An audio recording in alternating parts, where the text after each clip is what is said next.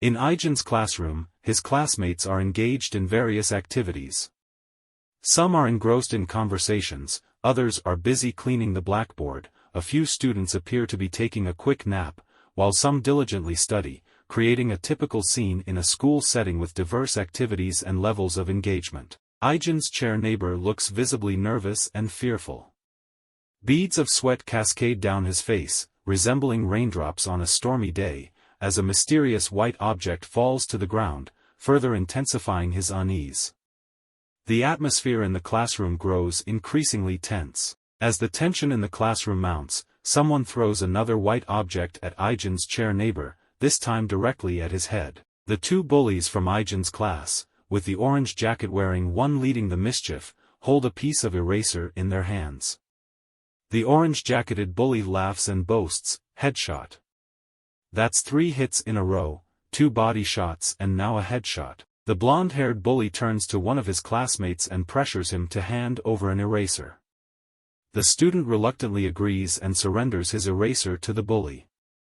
The classroom atmosphere remains tense as the bullies seem determined to continue their disruptive actions. After obtaining the eraser, the bully prepares himself with a powerful step, indicating his intention to launch another object and continue his disruptive behavior. With a significant display of force, the bully hurls the eraser directly at Ijin's new friend, striking him squarely on the head. In response to the impact, Ijin's friend vocalizes his discomfort, expressing that the blow did indeed hurt. The blonde-haired bully, with a sense of pride and accomplishment, exclaims, "I'm the best. I won the game." His declaration underscores his satisfaction with his actions, despite the discomfort and distress it has caused to others in the classroom. The two bullies engage in a discussion to determine who had the more impressive shot. The blonde bully argues that his shot was akin to a powerful AK rifle, while he characterizes his friend's shot as being no more potent than that of a simple pistol. The orange jacket-wearing punk, after the banter, lets out a hearty laugh and exclaims, "I'm going to use an M4 then."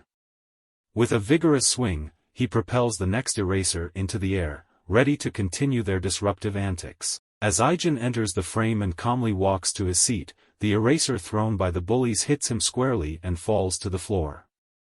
The two bullies, their earlier bravado fading, appear surprised by Ijin's nonchalant response and presence in the situation.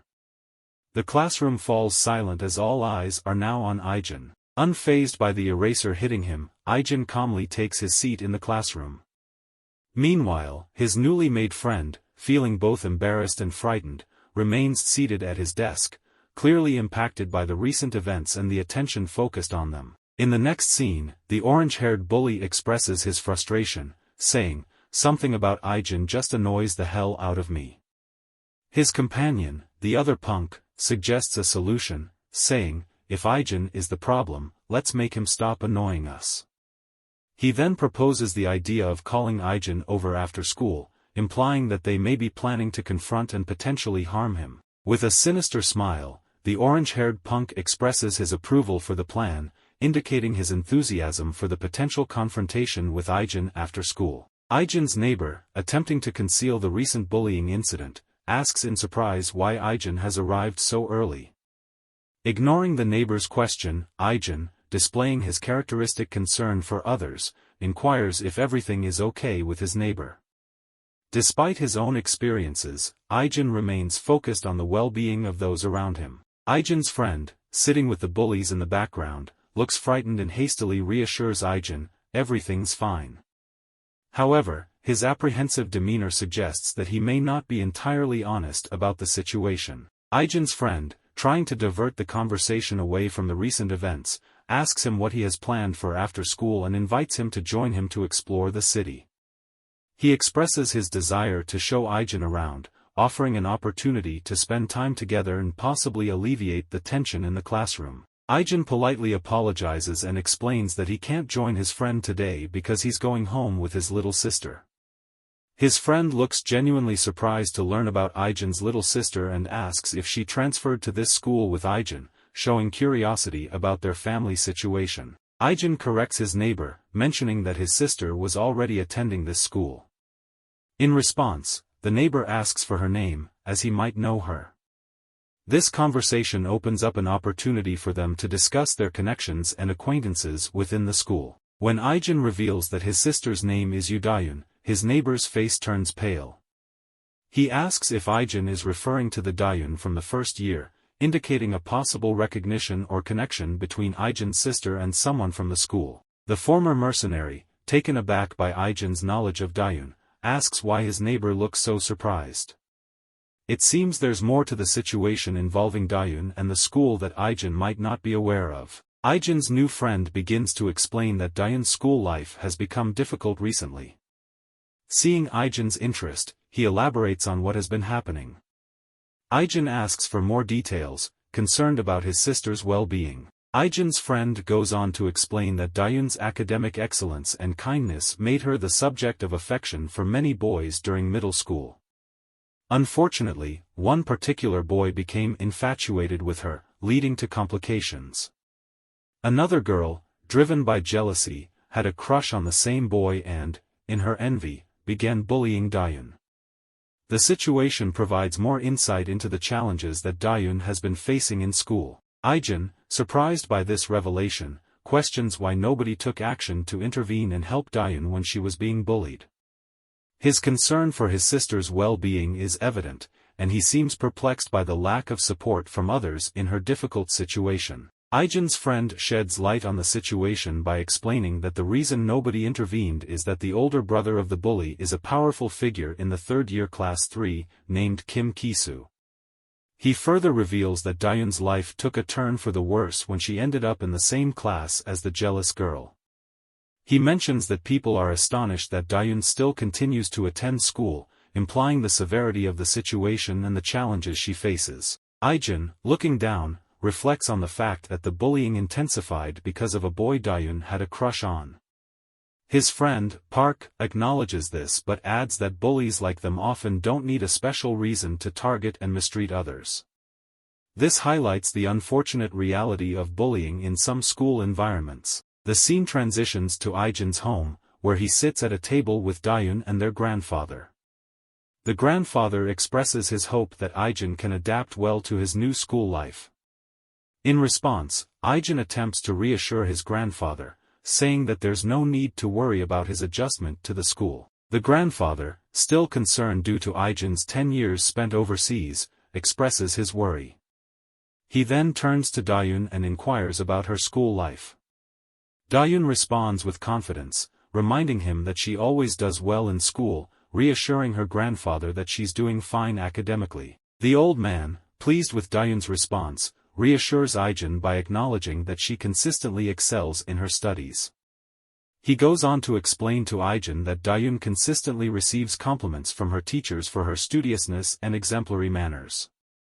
The family takes pride in Dayun's dedication to her education and her positive reputation at school. The scene concludes with Ijin gazing proudly at his little sister, filled with admiration for her academic achievements and the strong character she has demonstrated at school. Ijin expresses his gratitude to Park for sharing the information about his sister's situation.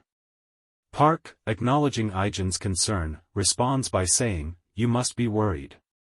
The two friends continue to discuss the challenges facing Dayun and their plans for the future. Before Park can finish his sentence, a loud bang interrupts the conversation. The door is forcefully kicked open by one of the punks who had previously faced Ijin, creating a sudden and unexpected entrance. A group of individuals, led by a guy with orange hair and a neck tattoo, storms into the classroom. The two bullies, previously confident, now appear surprised and slightly fearful. The leader is introduced as Kim Kisu. The blonde-haired bully admits that even he has encountered difficulties dealing with Kim, hinting at the intimidating presence of this new character. The atmosphere in the classroom grows tense as Kim Kisu's group arrives. The guy who was previously beaten by Ijin points towards Ijin, seated next to the window, and informs Kim Kisu that he's the one who beat them up. Kim Kisu, the orange-haired leader, observes the beaten individuals and expresses his surprise at their condition after being defeated by what he considers a pathetic-looking loser. The individuals attempt to defend themselves by claiming that they were caught off guard during the altercation. Kim Kisu loudly calls out to Ijin, instructing him to come forward. Initially, Park considers that the call is meant for him to stand up, but before he can react, Ijin promptly rises from his seat and asks if the individual in front of him is indeed Kim Ki-soo. The two bullies from Ijin's class, previously confident but now visibly frightened, share their apprehension about the upcoming situation. Despite their differences, they both seem to agree on one thing: they believe Ijin is likely to lose this fight. The individual addressing Ijin wears a smirk and comments on his surprise that Ijin already knows his name, despite being new to the school. Ijin responds with silence, fixing the individual with an emotionless and unwavering gaze. Kim Ki-soo remarks that Ijin's glare is rather unpleasant and insists that one of his followers bring Ijin to him. The situation appears to be escalating, and Ijin's unyielding demeanor does not go unnoticed by Kim Ki-soo and his group. Amid the escalating tension between Ijin, Kim Ki-soo, and the others, Dayun rushes into the classroom, screaming and visibly injured, panting heavily. Her sudden arrival takes everyone by surprise. Upon seeing Dayun's distress and injuries, a worried expression quickly washes over Ijin's face. His concern for his sister is palpable, and the focus of the situation shifts as they address her condition and what has happened. Kim turns to Dayun and addresses her as Heejin's errand girl, insinuating that she's there on behalf of her brother. He questions whether she was concerned about her brother, Ijin, and takes the opportunity to express his annoyance with his own sister, stating that she's constantly bothersome. In that moment, Heejin enters the frame and defends herself, asserting that anyone would naturally be concerned if their sibling were beaten up.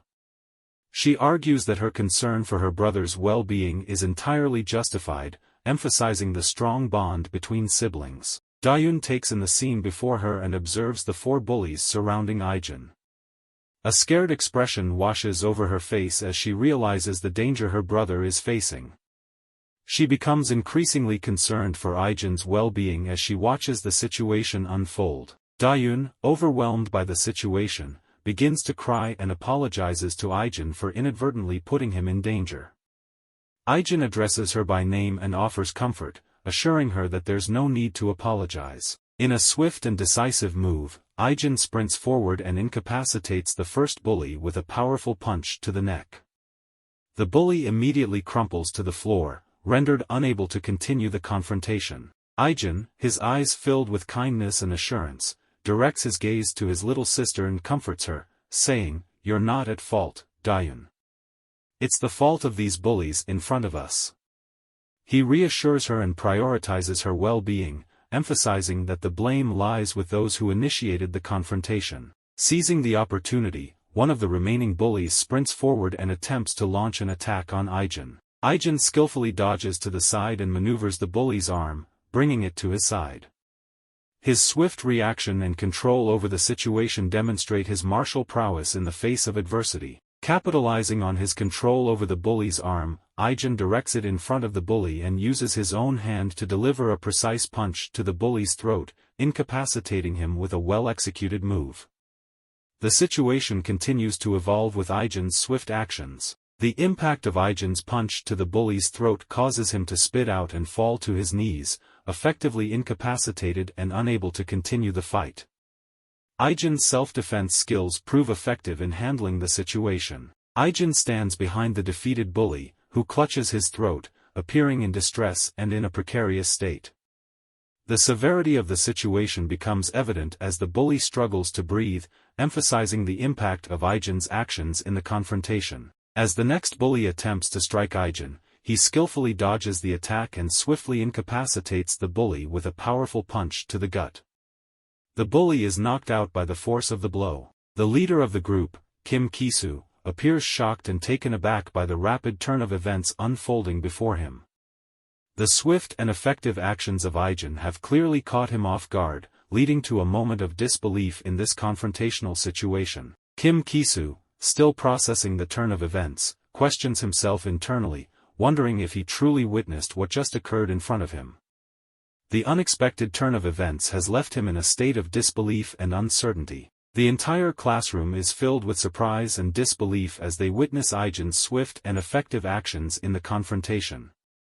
The unexpected turn of events has left everyone stunned, and they struggle to comprehend what transpired before their eyes. Ijin fixes a menacing and determined gaze on Kim Kisu, his voice filled with anger and concern. He directly confronts Kim, asking if he's the one responsible for making his little sister's life difficult.